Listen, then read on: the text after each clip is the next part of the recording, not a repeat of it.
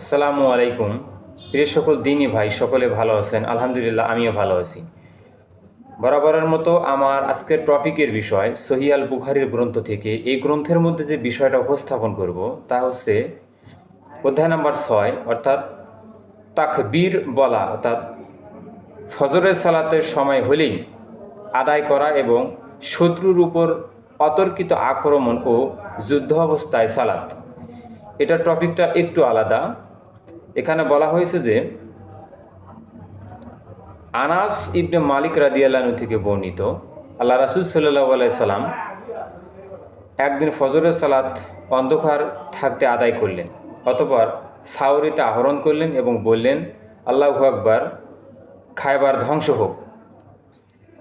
যখন আমরা কোনো সম্প্রদায়ের এলাকায় অবতরণ করি তখন সতর্কিত রূপে প্রভাত হয় কতই না মন্দ, তখন তারা ইয়াহুদিরা অর্থাৎ ইহুদি বের হয়ে গলির মধ্যে দৌড়াতে লাগলো এবং বলতে লাগলো, মোহাম্মদ ও তার খামিশ হয়ে গেছে।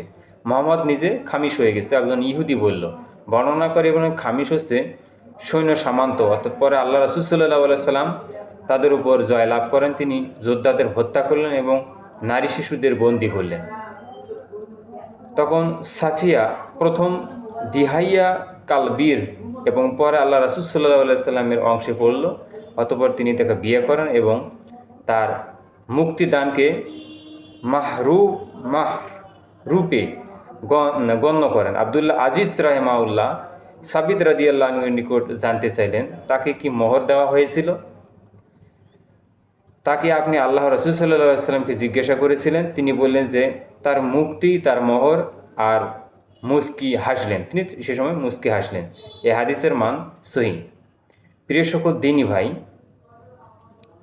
ইসলামের বিষয়ে খেলাফত অর্জন হোক অথবা ইসলামের বিষয়ে শত্রুর আক্রমণ থেকে নিজেকে নিয়ন্ত্রণ করার জন্য অতর্কিত আক্রমণ থেকে অর্থাৎ যুদ্ধ অবস্থায় যে সালাত আদায় করতে হয় এবং এই সালাতটা কীভাবে আদায় করবেন এই সম্পর্কে অধ্যায় নম্বর 6 মধ্যে সংক্ষিপ্ত আকারে কিছু আলোচনা করেছি। তো আজকের টপিকের বিষয় আমার এটাই ছিল। তো আমি আশা করি যদি এই হাদিসটার উপর কারো আমল না জানা থেকে থাকে অথবা আমরা যদি কখনো এই ধরনের যুদ্ধের সম্মুখীন হয়ে যাই, এর ধরনের যুদ্ধ অবস্থায় বা যুদ্ধ আক্রমণের শিকারত্ব হয়ে মুসলিমদের যুদ্ধ করতে হয়, আমরা এই হাদিসগুলোকে ফলো করে দ্বীন ইসলামের পূর্ণাঙ্গ বিষয়টা টিকে রাখার চেষ্টা করব। যেভাবে আল্লাহর নবী এবং তার সাহাবীরা টিকে রেখেছিলেন আমরা সেভাবে টিকে রাখার চেষ্টা করব। সকলকে আমার সালাম। আসসালামু আলাইকুম ওয়া রাহমাতুল্লাহি ওয়া বারাকাতুহু।